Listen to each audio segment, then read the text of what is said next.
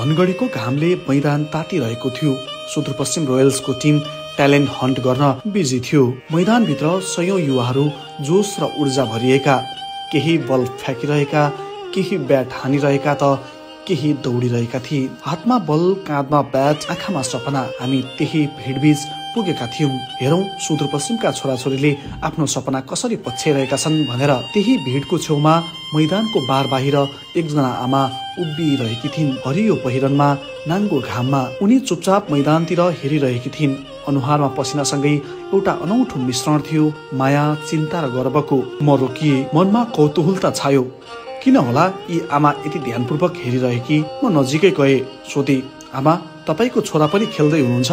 आमाले मन्द मुस्कानसँगै टाउको हल्लाउनु भयो। फेरि सोधे, कहाँबाट आउनु भएको आमा? हो बाबु, म बाजुराबाट छोरा लिएर आएकी हुँ। त्यो उत्तरसँगै एक भावना फैलियो।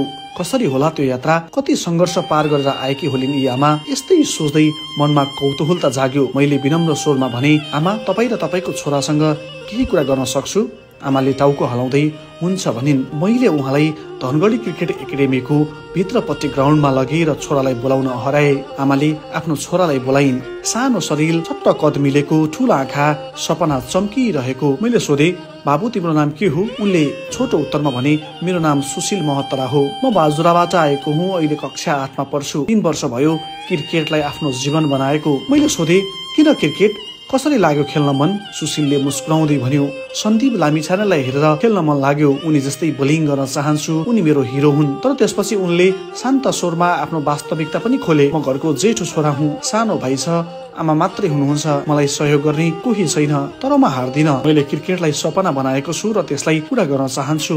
सुशील महताब। कहाँबाट आउनुभयो? बाजुराबाट। बाजुराबाट? कति वर्ष भयो क्रिकेट खेल्न आएको? 3 वर्ष भयो। 3 वर्ष भयो। अनि पढाइ चाहिँ कतिमा? 8 क्लासमा। क्रिकेट खेल्नुपर्छ भन्ने चाहिँ कहाँबाट लाग्यो? कसरी लाग्यो? कहिले सुरु गर्नुभयो? जतिखेर नेपालले वर्ल्ड कप खेलेको थियो, त्यतिखेर T20 वर्ल्ड कप खेलेको थियो, त्यतिखेरदेखि क्रिकेट खेल्नुपर्छ जस्तो लागेको थियो। अनि घरमा को हुनुहुन्छ? घरमा मम्मी अनि भाइ हुनुहुन्छ। 3 जना मात्रै? तपाईँ जेठो हुनुहुन्छ?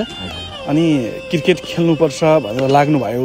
अनि क्रिकेटमा कस्तो बन्न चाहनुहुन्छ? कुन खेलाडीलाई हेरेर तपाईँ खासमा अझ धेरै क्रिकेटमा तपाईँको लगाव हो खासमा? म चाहिँ क्रिकेटर नै बन्नुपर्छ भन्ने चाहिँ डेल स्टेनलाई हेरेर लगाएको हो।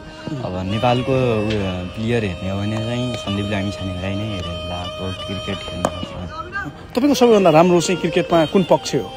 मेरो बलिङ गर्नुहुन्छ? अहिलेसम्म कुनै जिल्ला स्तरीय वा प्रदेश स्तरीय खेल खेल्नु भएको छ? खेलेको छैन है। आज ट्यालेन्ट हन्टको लागि धनगढी आउनु भएको छ। कति घन्टा लाग्यो धनगढी पुग्न?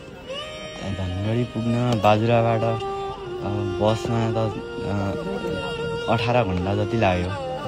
अनि घरमा सम्म त आमा मात्रै हुनुहुँदो रहेछ होइन? अब क्रिकेटमा आफ्नो सपना देख्नु भएको छ। आर्थिक अवस्थाले तपाईँले क्रिकेट सिक्दै गर्दा, क्रिकेट खेल्दै गर्दा आर्थिक अवस्थाले पनि असर गर्छ होला। कतिको अप्ठ्यारो भइरहेछ? आर्थिक अवस्थाले असर गरेछ, तर अब हेल्प गर्ने कोही पनि छैन, तै पनि खेल्नुपर्छ भन्ने छ। आर्थिक अवस्थाले पेल्याएको छ, केही हुँदैन। यसले चाहिँ मेरो लक्ष्य के हो भनेपछि आर्थिक इकोनोमीले मेरो क्रिकेट करियरमा, मेरो क्रिकेट सिकिरहेको उमेरमा केही पनि असर नगरोस्, त्यो चाहिँ मेरो भनाइ हो। आर्थिक अवस्थाले धेरै नै असर गरिरहेछ, धेरै नै पेलिरहेछ। तैपनि सिक्दै जाउँ न। त्यो वाक्यले आमाको नजर फेरि छोरातिर मोडियो। उनको आँखामा गर्वको चमक थियो, डरको धर्सो पनि। हामीले आमासँग कुरा बढायौं। उनको स्वर न त कठोर थियो, न बिल्कुलै शान्त, एक थाकेको तर अझै हिम्मत बोकेको स्वर। मैले सोधे, आमा तपाईको सपना कस्तो थियो? छोरा के बनाऊ भन्ने चाहना थियो? आमाले भनिन्, म त सोच्थे छोरो पढोस्, ठुलो मान्छे बनोस्। उनले भन्न थालिन्, तर उ त बिहानै 5 बजे उठेर खेल्न जान्थ्यो। सुरुमा मलाई के हो जस्तो लाग्थ्यो, क्रिकेट भन्ने थाहा नै पाएको थिइनँ। आज आएर बल्ल बुझे, धनगढीको यो ग्राउन्डमा उसको सपना त मेरो कल्पना भन्दा टाढा रहेछ। उनी केही बेर मौन भइन्, अनि फेरि बोलिन्, दार्चुला वा वरपरमा यस्ता अवसर पाएको भए कति राम्रो हुन्थ्यो। मेरो छोरा आज यति टाढा आउनु पर्दैन थियो होला। मैले एक सानो सन्तान घरमै छोडेर आएकी छु। उसको चिन्ता, डर लाग्दैछ। आज 3-4 दिन भइसक्यो। अब सबै भगवानको हातमा छ। छोराको बुवा भइदिएको भए पनि बुवालाई पठाउँथे होला, मैले आउनु पर्दैन थियो होला। तर सबै जिम्मेवारी मैले बोकेकी छु। म त एक्लै छु, डर लाग्छ छोरालाई एक्लै पठाउँ भने के पो हुने हो। तर पनि उसको भविष्यको लागि हिम्मत गरे। मेरो सिर्जना महतारा बाजुराबाट छोरालाई धनुडी लिएर आउनु भयो। हजुर, त्यसको इच्छा पुरो गरिदिउँ अनि आज खेल्नै जान्छु, भोलि खेल्नै जान्छु अनि भनेर सतायो अनि त्यसैले लिएर आएको छोराखन। अब आस्तिक त्यस्तै छ, भए पनि ठिकै छ। अब यसलाई भए पनि होला, नभए पनि यसको रहर पुरा गरिदिउँ भनेर। उहाँको अभिभावक बुवा आमा तपाईँ नै भएर बसिरहनु भएको छ। जेठो छोरा क्रिकेटमा लागिरहँदा नेपाल जसरी क्रिकेटमा अगाडि बढिरहेको छ, खेलाडीहरूले निकै प्रगति गरिरहनु भएको छ। मेरो छोरा भविष्यमा माथि पुग्छ, राष्ट्रिय टिममा पर्छ, खेल्छ भन्ने कतिको आश्वासित हुनुहुन्छ, कतिको विश्वस्त हुनुहुन्छ? म त विशेष त्यस्तै अब यसलाई देखेको पनि छैन। अब ऊ एक्लै खेलिया हुन्छ। ऊ के गर्छस् बाबु त्यो बिहान उठ्ने 4 बजे उठेर के गर्ने हो, तँ के गर्छस् बाबु, यसो मन पर्दैन, मलाई खेल्नै पढ्नै मात्रै मनपर्छ बाबु भन्नेमा त्यसलाई रिसाउनेमा यो त यो अर्कै खेलिया। अब म उसलाई कोही पनि छैन, यसको अगाडि पनि दाइ छैन, पछाडि कोही छैन, म मात्रै हुँ, सानो भाइ छ छोडेर आएको छु, बाबु छ। अनि उसलाई लिएर म आया हुँ अनि यत्रो उहाँबाट टाढो बाटाबाट। ठिकै छ, अब हिँड त बाबु, अब म कहिले नआएको ठाउँमा अनि म पनि छोडेर कसरी पनि त्यसलाई लाउँ अनि उसलाई काहीँ हरिन्छ काहीँ केही हुन्छ भनेर अनि म लिएर आएको बाबुलाई छोडेकन। अहिले यहाँ देख्दाखेरि त अनि मेरो बाबु यसो गर्दो रहेछ अनि म यसलाई रिसाउने त म एकदम गद्दार दिउँ जस्तो लाग्यो। अब ठिक छ, यसको इच्छा पुरो अब भाग्यमा जे लेखेको छ त्यही हुन सक्छ भनेर म यसलाई लिएर आएको। आर्थिक अवस्था कस्तो छ घरको? अनि उहाँले अब जेठो छोरा क्रिकेटमा लाग्नु भएको छ, क्रिकेटमा अगाडि बढ्न त अझ धेरै सङ्घर्ष गर्नु पर्ला, आर्थिक रूपमा पनि अगाडि बढ्नु पर्ला। के छ उहाँलाई आर्थिक रूपमा चाहिँ कतिको अप्ठ्यारो छ? आर्थिक रूपमा त्यस्तै छ। अब आर्थिक त अब त्यस्तै हो हजुर, अब हामीसँग केही उ छैन। अनि त्यही भएर अब बुवा भइदिएको भए आर्थिक अवस्था धेरै नै हुन्थ्यो जस्तो लाग्ला, छैनन्। अब आमाको त्यस्तै हो, म यस्तैमा छु, के गर्ने। अब त्यसलाई त्यसको इच्छा पुरो हुन्छ कि हुँदैन भन्नेमा मात्रै छ लागेको। अब त्यहाँबाट अब ठिकै छ, यस्तै नगरपालिकाबाट वडापालिकाबाट छनौट भइदिएको भए झनै राम्रो हुन्थ्यो छोरा। अनि तँ यति किन आत्तिँदछस्, किन गर्दछस्, काहीँ हुनसक्छ बाबु बाजुरामा भनी आउँ। तर त्यही पनि अब त्यसले मान्दैन, हुँदैन मम्मी यहाँ त बाजुरा हुँदैन भन्न। किन हुन्न बाबु, होइजान्छ। अनि नगरपालिकाबाट भएपछि मलाई पनि सहज हुन्छ, तँ पनि साथीभाइ सबै लिएर जान सजिलो हुन्छ अनि भनेर भनेको। त्यसले त नाइ हुँदैन बाजुरामा, म जान्छु भनेर आयो। अब भएपछि ठिक छ, अब मलाई धेरै खुसी, यहाँसम्म पुगेकोमा धेरै खुसी मलाई पनि लाग्ला। छोराले ठिकै छ, अब भनिकन म गर्नुपर्ने ढुक्क हुँला, के गर्नु। अब आफ्नो भाग्य चान्सेको चिट्टामा के पढिन्छ, जे लेखेको छ त्यही देखिन्छ। अब क्रिकेट योभन्दा अगाडि कहिले हेर्नु भएको थियो तपाईँलाई? क्रिकेट भनेर थाहा थियो? छैन, म क्रिकेट भन्ने त मसँग थाहै छैन। म अझै बुझ्दैन। आज 3 दिन भयो मेरो बाबु लिएको, आउन त 4 दिन भयो। हिजो अस्ति यहाँ खेलिराखिया म हेरिराख्नेमा हेर्नु। यो क्रिकेटको बारेमा मसँग थाहै छैन, बुझ्दैन त्यसै। छोरा लाग्नु भएको छ, छोराको सफलताको लागि आमाले पछाडिबाट सहयोग गराउनु भएको छ छोराको इच्छा अनुसार। हजुर, इच्छा अनुसार अब छोरालाई गराउँ, अब यसको इच्छा पुरो गराउँ भनेर म यत्रो गरिया हौँ हजुर। अब के गर्ने, अब यही हो। हामी पनि कसरी अब आँखाबाट आँसु त अब खसिरहेको छन्, अब कसरी समेल्नै पर्छ। अब यसको पनि कोही पनि छैन। के भन्नुहुन्छ?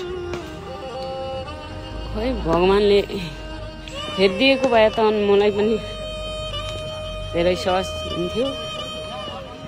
अब त्यसै गरिकन अब हेरेको अब त्यस्तै भएपछि त आफूलाई पनि त्यस्तै हुन्छ। एउटा छोराको पछाडि सङ्घर्ष यहाँको हामीले बुझ्यौँ। एउटा छोरालाई उहाँको इच्छा पुरा गर्नका लागि निकै समस्या, निकै आर्थिक अवस्थाका बावजुद पनि यहाँ आउनुभएको छ। सम्भवतः यो भिडियो हेरिरहनुभएका कुनै पनि स्थानीय तह या प्रदेश सरकार या कुनै पनि हुनुहुन्छ भने उहाँ जस्तो व्यक्तिको लागि केही न केही राहत सहयोग यहाँहरूले गर्नुहुनेछ र उहाँलाई राइज गर्नका लागि यहाँहरूले निकै महत्त्वपूर्ण योगदान खेल्नुहुनेछ। हामी क्रिकेट एसोसिएसनलाई पनि अनुरोध गर्न चाहन्छौँ, किनभने यहीँबाट पनि धेरै सदस्यहरू हुनुहुन्छ, अझ भनौँ अध्यक्ष पनि हाम्रो सुदूरपश्चिमको हुनुहुन्छ। यस्ता जसले क्रिकेटलाई आफ्नो सपना बनाएर घरमा केही नहुँदै पनि, आर्थिक अवस्था निकै कमजोर हुँदाहुँदै पनि आफ्नो सपनालाई साकार गर्न क्रिकेटसँग लडिरहनु भएको छ। यस्तालाई उहाँहरूले सपोर्ट गर्नु होला, मैले अनुरोध गर्न चाहेँ। र तपाईँ पनि केही भन्न चाहनुहुन्छ? हाम्रो यहीँकै अध्यक्ष हुनुहुन्छ क्रिकेट एसोसिएसनको र धेरैजनाले हामीलाई हेर्नुहुन्छ होला। तपाईँकै उहाँ स्थानीय तह छ, प्रदेश सरकारका माननीयहरू हुनुहुन्छ, उहाँहरूलाई केही भन्न चाहनुहुन्छ अन्तिममा? भन्न चाहनु त अब आउन त केही भन्न पनि आउँदैन। म पहिलोपटक यस्तै बोलिराखिया हुँ। सबैले सहयोग मद्दत गरिदिएको भए, मेरो बाबु अगाडि बढिदिएको भए त अनि म झनै खुसी थिएँ। केही नभए पनि बाजुराबाटै पनि खेलिदिएको भए झनै खुसी थिएँ। त्यही नभए पनि अब यहीँबाट पनि सबैले सहयोग मद्दत गरिकन मेरो बाबु अब यसको इच्छा पुरा गरिदिएको भए मलाई पनि धेरै खुसी थियो, मेरो बाबुलाई पनि झनै खुसी थियो। त्यो भन्दै गर्दा उनका आँखामा पानीको 2 थोपा चम्किए। सपना र डर दुवैको प्रत्येक चाहिँ त्यो क्षणले हामीलाई गहिरो रूपमा छोयो। धनगढीको घाम अब तातो थिएन, त्यो आमाको माया अझ तातो महसुस भयो। सुशीलले टाढैबाट हेर्यो, मुस्कुरायो। आमाले आँसु पुछिन् र भनिन्, भगवानले साथ दियो भने मेरो छोरा क्रिकेट खेलेर आफ्नो जीवनयापन गर्छ होला। मेरो छोराको हातमा ब्याटको सट्टा भाग्य चम्कियोस्। यो कथा केवल एउटा बाजुराको सुशील र उनकी आमाको मात्र होइन, सुदूरका कयौं सपना बोकेका परिवारहरूको कथा हो, जहाँ संघर्ष भोकसँग लड्छ र सपना कहिल्यै मर्दैन। कसैको ध्यान गएको छैन, न स्थानीय तह, न प्रदेश सरकारको, न संघीयको। तर पनि यी युवाहरू मैदानमा पसिना बगाइरहेका छन्, किनभने उनीहरू विश्वास गर्छन् कुनै दिन यो घामले पनि हाम्रो भाग्य उज्यालो बनाउनेछ। सुशीलको त्यो मुस्कान अनि आमाको त्यो गहिरो आँसु एउटा साझा सन्देश थियो। सपना ठूलो बनाउन पैसा होइन, हिम्मत र ममताको आवश्यकता पर्छ। यस्ता कथा सुदूरभित्र धेरै लुकेका छन्, जसलाई बाहिर ल्याउन हामी निरन्तर लागिरहनेछौँ।